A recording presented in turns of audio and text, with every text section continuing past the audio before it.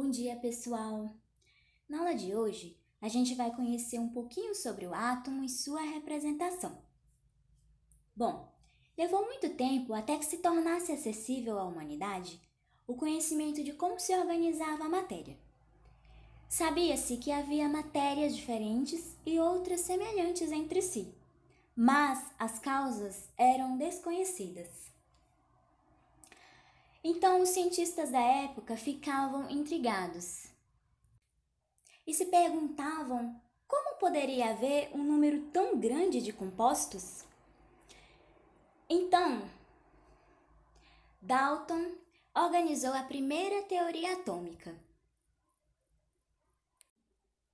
A teoria dizia que toda matéria é formada por átomos.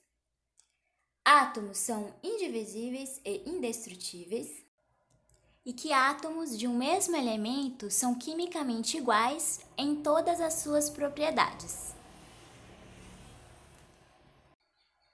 Cada átomo de um elemento químico é representado por um símbolo, e cada símbolo é formado por letras retiradas do nome do elemento, que é escrito em latim. Dessa maneira, foi possível estabelecer uma norma internacional que padroniza a referência aos elementos, independentemente do idioma, o que facilita a comunicação entre cientistas de países diferentes. A primeira letra do símbolo é sempre maiúscula e a segunda, quando houver, é minúscula. Temos alguns exemplos que seguem. O exemplo do hidrogênio e do iodo, que são representados apenas com uma letra, e do zinco e do magnésio, que são representados por duas letras. Note que a primeira letra é em maiúsculo e a segunda é em minúsculo.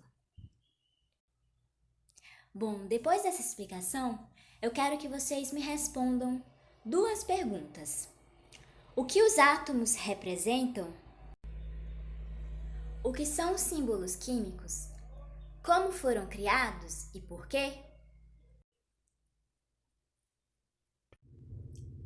Continuando. Um átomo apresenta duas regiões distintas, o núcleo e a eletrosfera. O núcleo é formado por nêutrons e por prótons, e a eletrosfera, na qual os elétrons se movem continuamente em torno do núcleo. O núcleo do átomo é a região central com as seguintes partículas. Os prótons, que são representados pela letra P, são partículas de carga positiva, e os nêutrons, representados pela letra N, são as partículas que não possuem carga elétrica.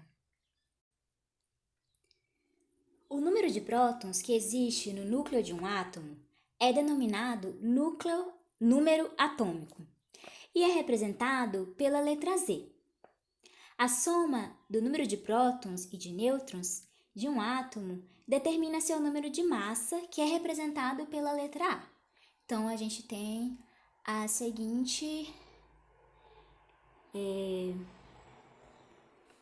descrição aí, que é A é igual a P mais N, ou seja, o número de massa é igual a prótons mais nêutrons.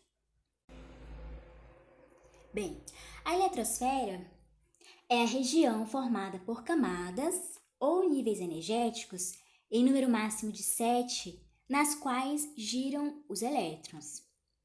Os elétrons são essas partículas que apresentam a carga elétrica negativa e são representados pela letra E.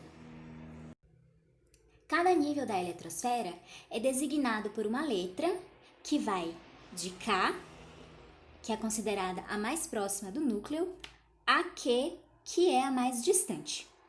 Cada nível comporta um número máximo de elétrons, como pode ser observado na tabela a seguir.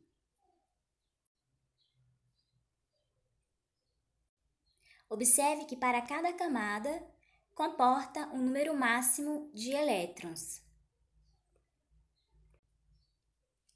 Na estrutura dos átomos, há regras que passaram a ser conhecidas após observações.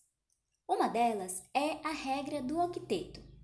Segundo essa regra, os átomos ligam-se uns aos outros, adquirindo uma configuração mais estável, geralmente com 8 elétrons na última camada, a menos que esta seja a camada K, a qual comporta apenas 2 elétrons. Aqui temos um exemplo de um átomo que apresenta 17 elétrons. Observe que a camada M ficou com os 7 elétrons. Aqui temos outro exemplo, já com um átomo contendo 19 elétrons. Como a última camada comporta no máximo 8 elétrons, note que um elétron foi colocado na próxima camada. Ele deve ser colocado na próxima camada. Assim sendo, a última camada ocupada por elétrons em um átomo é chamada de camada de valência. Um átomo é eletricamente neutro quando o número de cargas positivas é igual ao número de cargas negativas. Ou seja, quando ele tem igual número de prótons e de elétrons. No entanto, elétrons podem ser removidos de um átomo ou adquiridos por ele. Quando isso acontece, quando um átomo ganha ou perde elétrons, ele passa a ser chamado de íon. Já os átomos que tiveram seus elétrons removidos e passam a ter mais prótons do que elétrons, são chamados de cátions. Há ainda aqueles átomos que receberam elétrons, ficando com excesso de cargas elétricas negativas. Estes são chamados de ânions. Repetindo, o íon é positivo quando o átomo perde elétrons e o íon é negativo quando o átomo ganha elétrons. E por fim, considere um átomo e responda às questões a seguir. Quais são as suas regiões? Quais são suas partículas e em que regiões estão localizadas? E quando um átomo passa a ser chamado de íon? Bom, pessoal, por enquanto é isso. Qualquer dúvida que vocês tiverem a respeito dessa aula, vocês podem me mandar mensagens. Até mais!